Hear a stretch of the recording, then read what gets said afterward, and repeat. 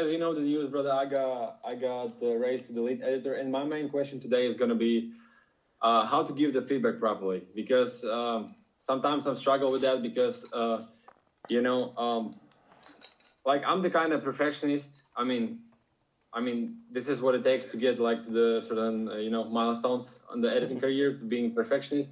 Yeah. But I'm brother, it's I would say the main question, the general one, will be how to separate the feedback from my perspective to the actual bringing the video to the quality. For example, like I'm not talking like the text being, that certain color, or like text being that placement, but to actually bring the editor to the, to improve and upgrade with every revision, because obviously you are working with editors on the, Yeah. entire time. And I want to hear your thoughts on like how you're giving feedback, revisions, and all that stuff.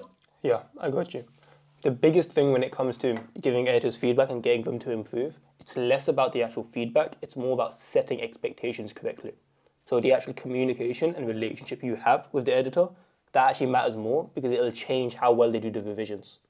If you have this dynamic with the editor, which is like, oh, the editor hates the revisions, he sees it as extra work, what you're going to find is he'll follow the notes, but every time you check it, half of them haven't been done, and the next video you're going to have the same mistakes.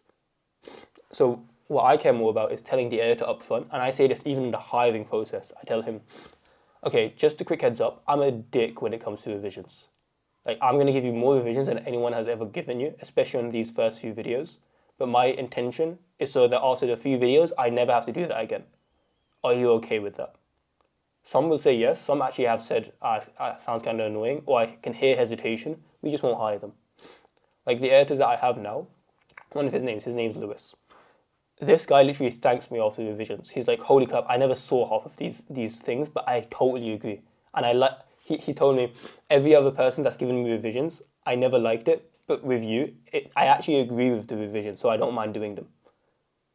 So that's the thing. That's the thing with me, and this absolute same thing brought me to the lead editor.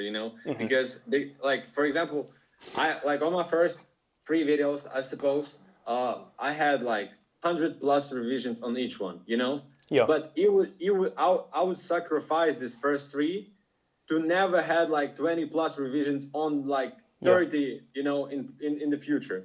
And I didn't see any sense in those revisions, but actually made them. And right now it's on my perspective and on my mindset, and I'm actually like flagging the same things.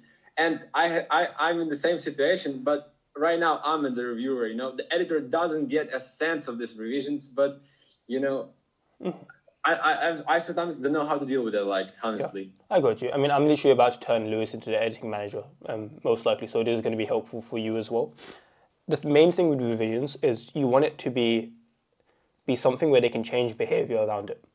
For example, if I told you, stop being annoying, like, what does that mean? Like, what is annoying? Like, what do you change about your behavior? You know what I mean? Like, it's so I could tell you don't be annoying, but next week you're still going to be annoying. But if I tell you, okay, when I'm speaking, you typically start speaking at the same time. Next time, wait for 5 seconds, and if I'm still talking, don't talk. And if there's a time where I'm not talking, then you can continue talking. If we do that, you will no longer be annoying. So now can you see how we can fix the behavior, and that'll actually stop you from being annoying? Not that I'm calling you annoying, you get the point. Yeah, gotcha. So for example, if I say fix the composition, what does that fucking mean? Right? But if I say the face right now is pushed against the left border, move it slightly to the right so that we follow the rule of thirds, and then send a quick video of rule of thirds for the first time if you're sending the note. Now he'll change that and change it in the future. So every single note, if you read a note and you're like, what behavior is he supposed to change, or like what can he tactically do in the video, then I wouldn't give the note. The second thing is always give your reasoning behind the note. So if I just told him move it from here to here, next time we're going to have the same issue. But if I tell him, hey, it's close to the border, move it to the right so that it follows the rule of thirds, now he knows 2 things. Don't keep it towards borders. Don't make sure you follow the rule of thirds. So now he's learned 2 lessons for the next video. So always give reasoning behind notes.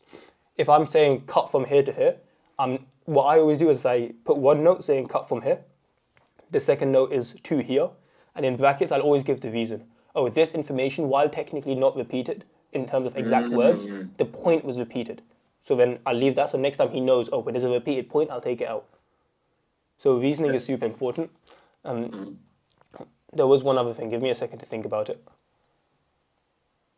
Yeah, the last piece of advice, you want to tell them what to keep doing just as much as what you tell them to change. So the worst feeling for an editor is when they feel really happy with the video, they give it in, and it's just 80 notes of what's shit about the video. No one likes that. And just from a human psychology perspective, think about what you're doing. You're training them to fucking hate giving videos in because they know it's going to be a pain in the ass to get it back. So what I'll do, literally about like 30 to 60% of my notes are like, oh, this is fucking sick. Oh, keep doing stuff like that. This was really cool. Because by doing that, like, just psychology, they feel like they want to know what they've done so well. They can imagine while they're editing, like, oh, Steve's gonna love this shit. Like when, oh, I can imagine the note that Melvin's gonna give, so that they feel excited to do more for the video. Gotcha. So those are the main three pieces of advice. So to wrap it up, it would be like the second one was reasoning. The first one was the perspective shift, like the context. Yeah. And the third one is actually giving compliments to them. Yeah. Right. Yeah, and like be meaningful. Like literally, I've had times where I'm like typing in all caps, like "Holy fuck, this is amazing, dude!" Like in the middle of the video. There was a couple editors who really like shocked me.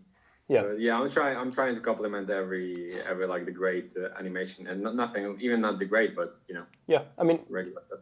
Super simple. If you, I learned this from The Way of the Superior Man, which is not a book about editing. Have you heard the book? No. Okay, it's about like masculinity and life with women. Weird book, I know. Crazy. But there was a concept in there which is you complement the attribute that is not yet there. For example, let's say your woman is normally like really loud and you want her to speak softer. If you just tell her, you speak really loud, speak softer, it doesn't come across well. She'll hate you for it. But if there's a time where like she talked a little bit softer than she usually does, it's not soft, but it's like 5% softer. You're like, oh babe, I really like how softly you spoke there. It made me feel good. What's she gonna do next time? That's kind of like some frameworks that are like you and Alex Hermosi would know only. I love that, dude. But yeah, like if you see that this editor, maybe his pacing's normally shit, but you see like a 30-second section where it's really good, you're like, dude, like this pacing from here to here is amazing. I like how you added the pauses like this and you cut out this section. Great work. Keep it up. Like he's now next, I'm gonna keep doing pacing like that for the whole video. Gotcha. So, like, is anybody want to ask any more questions? Because I got like a quick one. I don't see any hands up, so go for it. So, like, and how would you like treat the editor who is completely refusing to do the revisions? Take him off the team and replace him. Gotcha. Would you even negotiate with him, like some stuff? Because like I've had this case like on previous week, the guy like completely just blocked the revisions and stuff, you know. Yeah, in the same way where, you know, if you're bringing on clients and the client's a dick, you wouldn't just drop them. You would bring in a new client, then replace the client. Yeah. So AFA, it's the same thing with editors. Don't replace them now. Like get another editor, train him up, get him as good, and then just get rid of that other editor. That was really helpful, brother. I'm not gonna lie. Awesome, man. If you're a freelance video editor and you want to get more clients, I've got something for you. It's a completely free outreach tracker. It's the same one we use with all our coaching students, and it's going to allow you to be able to send more messages to potential clients, get more replies, and also be able to close them at higher rates. So go get that free tracker in the description. After you signed up for it, I'm going to send it straight to your email. I'm going to give you a bit more information on how I personally help video editors. So if you do want to get more help, you can apply there. But whether you get my further help or not, just go and get the free tracker for now, because at least you're going to be able to run this on your own for a while.